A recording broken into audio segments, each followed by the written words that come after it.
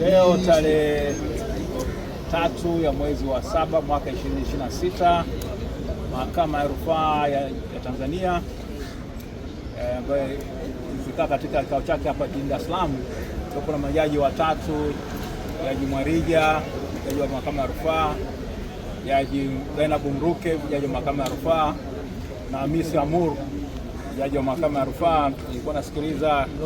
kesi ya mapitio ambayo imeletwa na mkurugenzi wa taifa wa mashtaka ya DPP dhidi ya Tundu Antipas Mughwai Lissu, ambayo ikitokana na ile kesi ya uhaini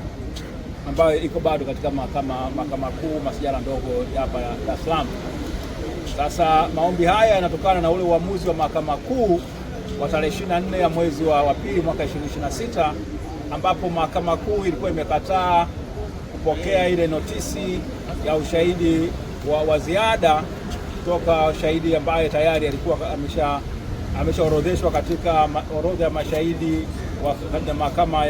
ya ukabidhi au mahakama ya komito, ile mahakama ya hakimu mkazi ya Dar es Salaam inayokaa pale Kisutu. Sasa upande wa jamhuri haukuridhishwa na uamuzi wa mahakama kuu ambao ulikuwa umekataa kwamba ule ushahidi ambao unatakiwa kutolewa ulikuwa unatakiwa kutolewa na mtu ambaye tayari ni ameshaorodheshwa na kile kifungu cha 308 cha sheria ya mwenendo wa kesi za jinai kinakataza kwamba shahidi tayari ambaye ameshaorodheshwa katika orodha ya mashahidi na mahakama ya ukabidhi hawezi tena kuletwa kutoa ushahidi mwingine au ushahidi wa ziada katika mahakama kuu. Upande wa jamhuri wenyewe umepeleka maombi yake ya mapitio katika mahakama ya rufaa. Tarehe hiyo 24, mnakumbuka siku ile kwamba tulikuwa tuendelee na kesi, walikuwa maomba ahirisho la dakika 50, wakaenda wakatumia saa 4 nzima. Baadaye waliporudi wakatuambia kwamba wakatuletea hiyo notice, na walikuwa mkumbuke walikuwa wamezima na simu zao ili wasipatikane wakipigiwa kwamba tayari mahakama iko tayari kuendelea na kesi. Walipoibuka saa 8 na karibu saa 9 kasorobo ndipo walipokuja na hiyo notice kwamba wamekata rufaa mahakama wamepeleka na maombi ya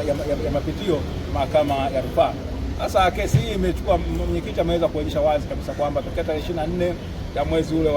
wa pili mwaka 2026 hadi leo tarehe 3 mwezi wa 7 mwaka 2026 ni siku 139 ambazo yeye amekaa ndani,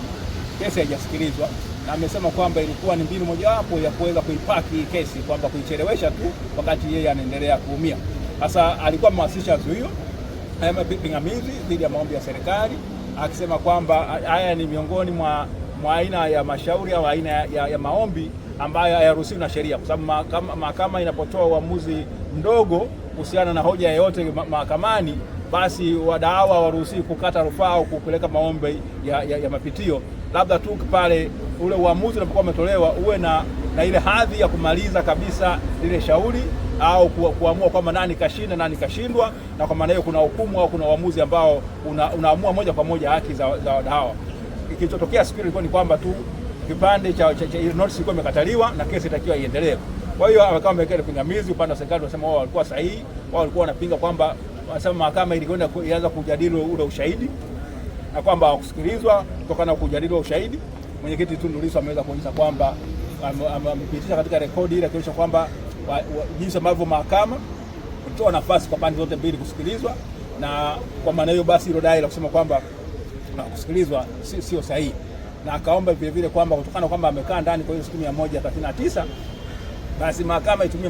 madaraka yake au mamlaka yake chini ya kifungu cha 367 cha sheria ya makosa ya jinai kuweza kumpatia fidia.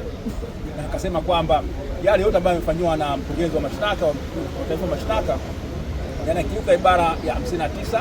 ibara 59 b kubwa kile kidogo cha 4 ambacho kinamtaka mkurugenzi wa mashtaka kuhakikisha kwamba anatenda haki, kesi zinakwenda haraka, na atumie mfumo wa jinai kuweza kufanya nini, kumuumiza mtu au kutenda haki. Sasa baada ya kusikiliza pande zote hizo mbili, mahakama imesema kwamba inatoa uamuzi wake, inataka nafasi kwanza kuweza kuamua, je, pingamizi la mwenyekiti Tundu Lissu lilikuwa ni sahihi. Kama ni sahihi itaishia tu hapo, lakini kiona kama pingamizi alikuwa na msingi, basi itaingia katika awamu ile ya kufanya nini, kutoa uamuzi katika yale maombi ya serikali ambayo yalikuwa yamesikilizwa. Kwa hiyo ndicho ambacho kimejina. Baada hapo akasema mahakama ikasema baada ya kuandika uamuzi basi notice au taarifa itatolewa kutujulisha kwamba uamuzi huo utakuwa tayari lini, tayari kwa kuweza kusomewa. Asante.